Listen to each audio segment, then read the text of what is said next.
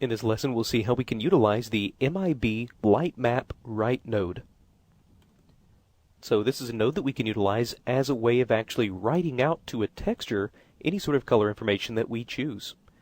So what we'll do is we'll use this particular node as a way of writing out and basically baking all of the lighting information from this particular head into a single texture. So before we do this, one thing that we do obviously need to make sure of is, because we are going to be baking this down into a texture, is that this head does have some sort of a UV map assigned to it, because that is what the textures will be based on once they're written out. So you can see in our case we do have all of the different portions of this head laid out, so that way this can all be mapped correctly.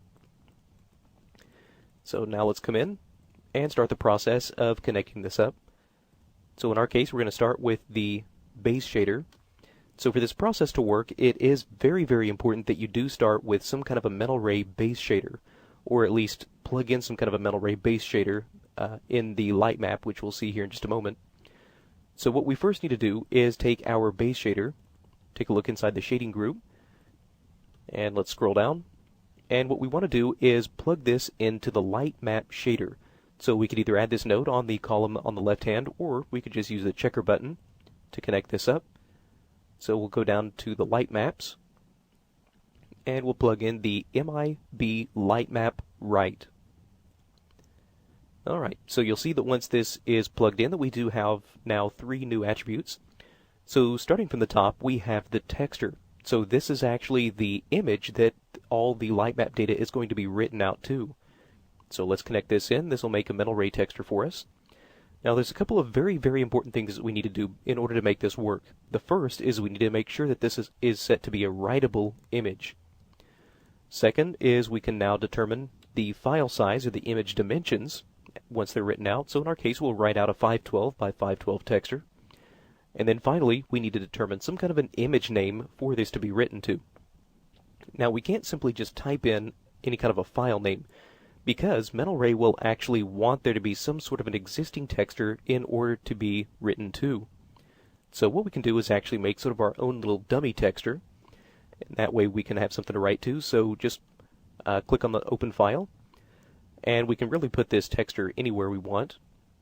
So what we can do is go to New, and let's go to a new text document.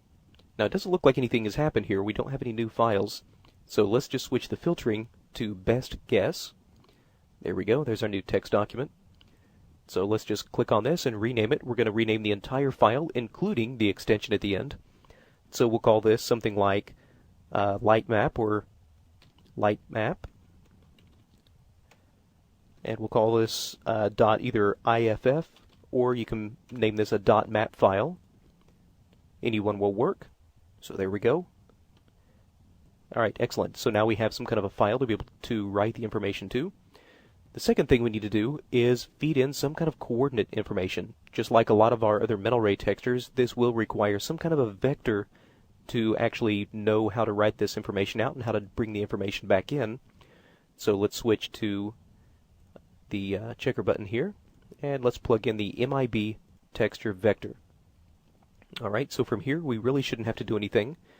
So now the last step is to now define an input. So this is the incoming color data that will in turn be written out to this texture. So in our case we can really use any kind of a shader as an input. Now since we want to write out the information from this guy's skin, we can just take our metal ray base shader, middle click, and drop it into the Lambert.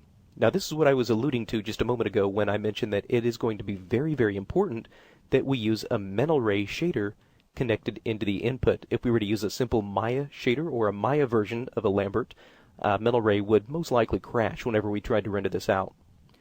So now, in order to see this texture information that we want to write out, all we have to do is do a simple render. So we can just choose any view that we want. It really doesn't matter, and that will force this light map data to be written out. And once the image is completed rendering out, we can take a look at our light map that we just wrote out. So if we just double click on this, we can pull that open, and there we go. That's now the baked out lighting information that was fed into the light map shader, in turn written out into our metal ray texture. Alright, so that's a look at how we can use this lightmap write node as a way of writing out really any sort of color information into a self-contained file.